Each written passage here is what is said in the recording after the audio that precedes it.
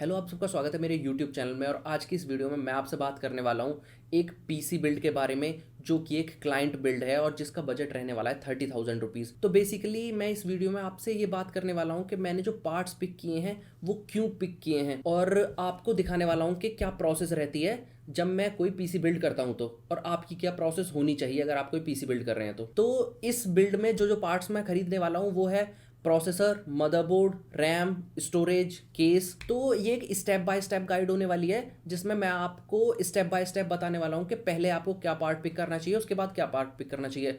जैसा कि आपको पता होगा कि जीपीयू के प्राइस बहुत ज़्यादा हाई है और अवेलेबिलिटी बहुत ज़्यादा कम है, तो इस बिल्ड में मैं कोई जीपीयू यूज़ नहीं करने वाला हूँ, उसकी जगह मैं एक एपीयू यूज़ करने वाला हूँ। तो इसलिए सबसे पहले मैं अपना प्रोसेसर सेलेक्ट करने वाला हूँ। अगर आप कोई ऐसा पीसी बिल्ड कर रहे हैं जिसमें आप डेडिकेटेड ग्राफिक कार्ड यूज़ कर रहे हैं तो आपको सबसे पहली चीज़ जो खरीदनी चाहिए वो एक ग्राफिक कार्ड होना चाहिए। और उसकी जो आपकी बजट रेंज होगी, अगर आप गेमिंग पीसी बिल्ड कर रहे हैं तो वो करीब करीब आपके 30 to 40% जो बजट है ओवरऑल उसके अंडर होना चाहिए, क्योंकि आपको जो मैक्सिमम परफॉर्मेंस मिलने वाली है गेमिंग की वो आपके ग्राफिक कार्ड से मिलने वाली है। और उसके बाद आप जो पिक करेंगे पार्ट वो होगा आपका सीपीयू। तो हम शुरू करते हैं सीपीयू से। तो जो मैंने सीपीयू सेलेक्ट किया है अपनी बिल्ड के लिए वो है राइजन का 3200G। तो बेसिकली ये एक एपीयू है जिसमें आपको इंटीग्रेटेड ग्राफिक्स मिलते हैं, और ये एक 4 कोर 4 थ्रेड का सीपीयू है जिसकी बेस क्लॉक 3.6 गीगाहर्ट्ज़ है, जो कि मैक्स आउट करती है 4 गीगाहर्ट्ज़ तक।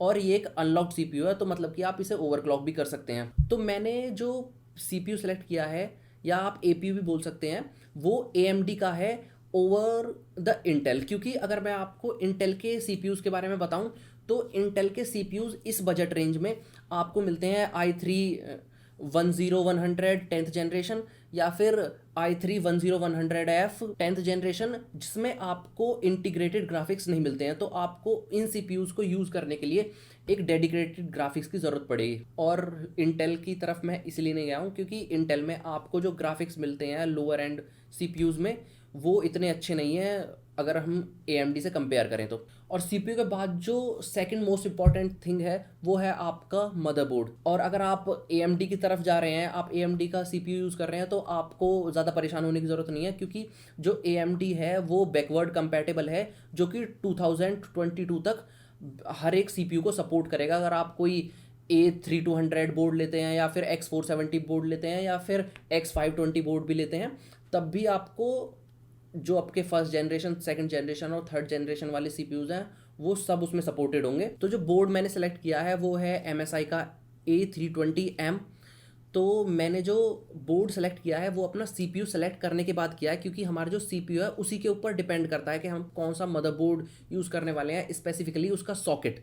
क्योंकि आप जो अपना सीपीयू लगाएंगे वो एक सॉकेट में लगाएंगे, और वो एक स्पेसिफिक सॉकेट में सपोर्टेड होता है। तो जब भी आप कोई मदरबोर्ड खरीदें तो अपने सीपीयू की कंपैटिबिलिटी चेक कर लें। जैसे कि AMD का सीपीयू मैंने सेलेक्ट किया है तो इसमें AM4 सॉकेट होता है, जो कि आपके AMD CPUs में सपोर्टेड होता है। तो वहीं पे इंटेल में LGA1151 सॉकेट होता है।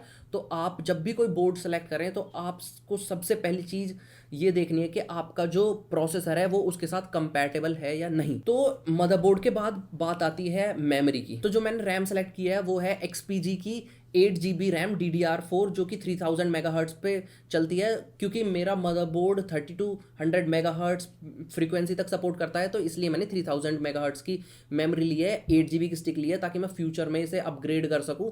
क्योंकि मेरे जो बोर्ड है उसमें 2 स्लॉट हैं, तो मैं डुअल चैनल मेमोरी यूज़ कर सकता हूँ। तो इसलिए जो मैं रैम यूज़ कर रहा हूँ वो 3000 megahertz 8 GB DDR4 XPG RAM है। और फ्यूचर में अपग्रेड करके मैं इसे 8 GB और ऐड करके 16 GB कर सकता हूँ, जिससे मेरे जो परफॉर्मेंस है सिस्टम की वो बढ़ जाएगी। क्योंकि जो राइजन के प्रोसेसर हैं वो रैम हंग्री प्रोसेसर्स बोले जाते हैं। तो जितनी आपकी फ्रिक्वेंसी अच्छी होगी रैम की, उतनी अच्छी परफॉर्मेंस आपको आपका सीपीयू देगा। तो ये भी आपको चीज़ माइंड में रखनी है अगर आप कोई AMD बेस्ड सिस्टम बिल्ड कर रहे हैं। इंटेल में इतना ज़्यादा फ्रीक्वेंसी पे फ़र्क नहीं पड़ता है, लेकिन जो AMD है वो फ्रीक्वेंसी या मेमोरी हंगरी ज़्यादा है। तो इसके बाद बात आती है स्टोरेज की। तो स्टोरेज के लिए मैं एक SSD यूज़ कर रहा हूँ, 240 GB SSD। आप कोई भी SSD यूज़ कर सकते हैं। तो जो मैं यूज़ करता हूँ स्टोरेज के लिए नॉर्मली, वो आपका हार्ड ड्राइव और SSD, जिसमें कि मैं अपने जो सॉफ्टवेयर्स हैं या फिर अपना जो ऑपरेटिंग सिस्टम है वो अपनी SSD में यूज़ करता हूँ, और जो अपनी फाइल्स हैं, मीडिया फाइल्स हैं या फिर जो अपनी डॉक्यूमेंट फाइल्स हैं वो अपनी हार्ड ड्राइव में रखने के लिए।